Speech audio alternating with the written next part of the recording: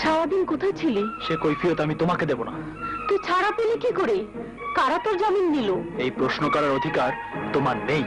আকাশ, মা হয়ে ছেলের জামিনের জন্য তুমি কি করেছো?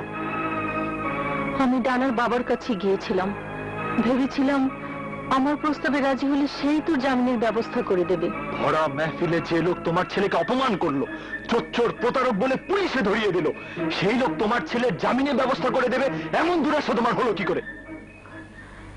এছাড়া আমি আর কি করতে পারতাম? সন্তানের জন্য মায়েরা কি না করে।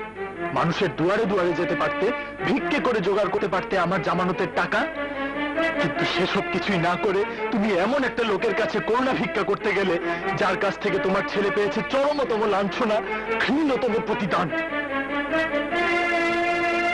এই সব কিছু সম্ভব হয়েছে কেন জানো? আমি তোমাদের বৈধ সন্তান নই তাই।